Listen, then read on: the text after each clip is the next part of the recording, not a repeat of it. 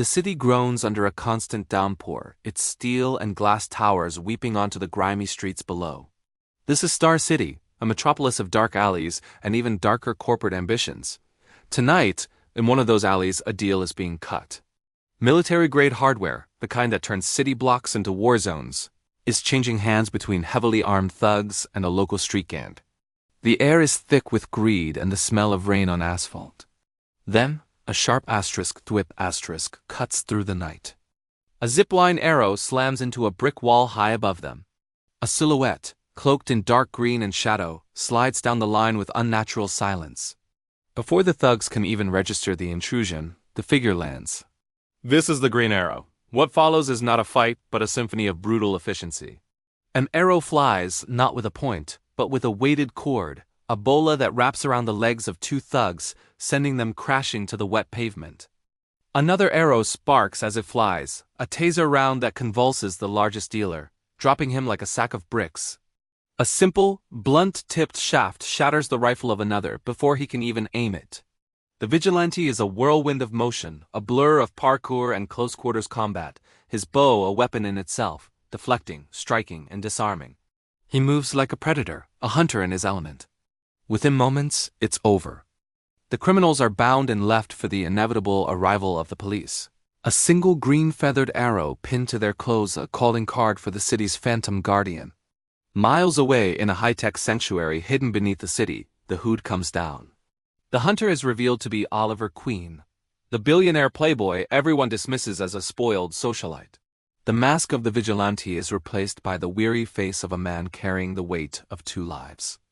He's standing with his tech expert and confidant, Felicity Smoke, their faces illuminated by a massive screen displaying a breaking news report. The feed shows chaos unfolding at a charity gala hosted at Queen Consolidated Headquarters, his own company. The scene is one of panic, but not from gunfire. The hostages, the city's wealthiest and most powerful, are on the floor, clutching their heads, seemingly struck by a crippling illness. The man responsible appears on camera, calm and sophisticated. A European crime lord who calls himself Count Vertigo. The elite of this city, Vertigo announces with a chilling smile, will finally know true imbalance.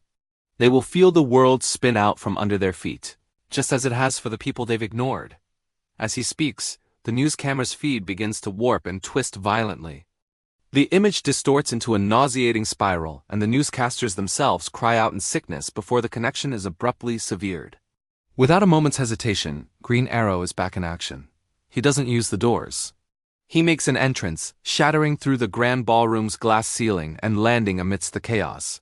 The scene is exactly as the news reported.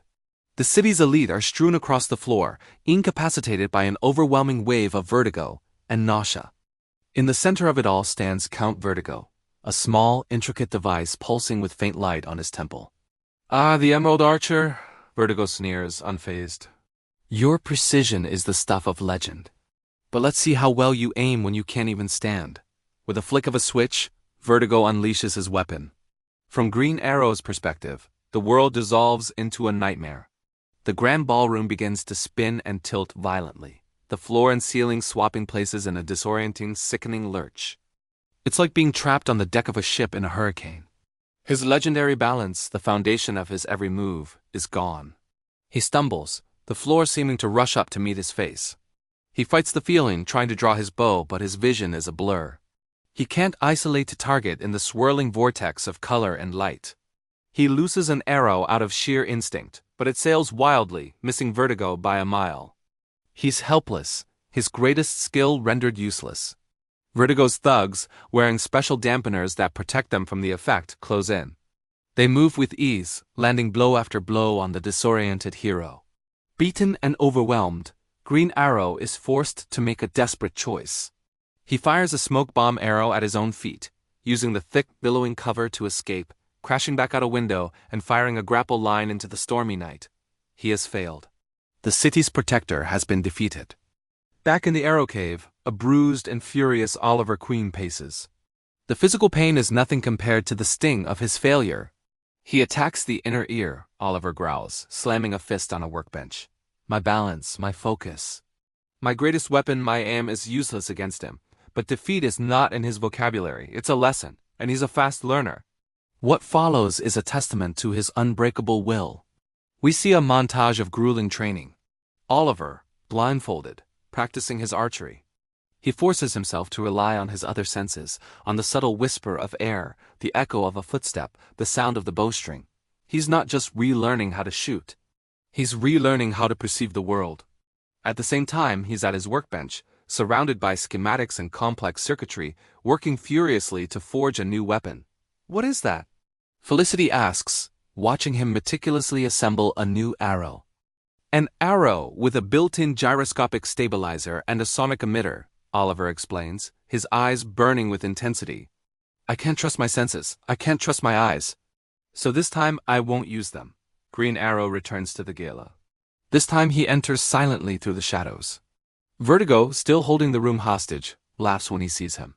You've returned for another lesson in humility? He taunts, and once again he unleashes the full power of his device. The world explodes into a spinning, tilting nightmare. But this time Green Arrow is prepared. He doesn't fight it. Instead he closes his eyes. He takes a single calming breath, shutting out the chaos his brain is being fed. He knocks his new high-tech arrow. Drawing on his blind training, he aims not at the blurry image of Vertigo, but towards the acoustic center of the room, a point he has memorized from the building's blueprints. You cannot hit what you cannot see. Vertigo shouts, confident in his victory. Green Arrow releases the bowstring. From his perspective, it's a blind shot into a swirling hellscape. But the arrow itself flies true. The gyroscopic stabilizer keeps it on a perfect, unwavering trajectory. It strikes its target dead on. The massive crystal chandelier hanging directly above Count Vertigo. The moment it hits, the arrow emits a piercing, high-frequency sonic pulse. The sound, invisible and precise, shatters the delicate electronics in the device on Vertigo's temple. Instantly, the effect is broken. The world snaps back into sharp, stable focus. In that one fleeting second of Vertigo's shocked surprise, Green Arrow is already moving. He knocks and fires a second arrow, a simple bola. The cords whip through the air and wrap around Vertigo's legs, bringing him crashing to the floor, defeated. Later that night, the rain has stopped. The hostages are safe, the city is quiet. High above the streets, perched on the head of a stone eagle statue, the Green Arrow keeps watch. He draws an arrow, aiming it not at a target but into the darkness of his city. He is its silent guardian, its watchful protector, a reminder that even when your world is spinning out of control, there is always a way to find your aim. Thanks for watching. If you enjoyed this story, don't forget to hit that like button, subscribe, and ring the bell so you never miss an episode. See you next time.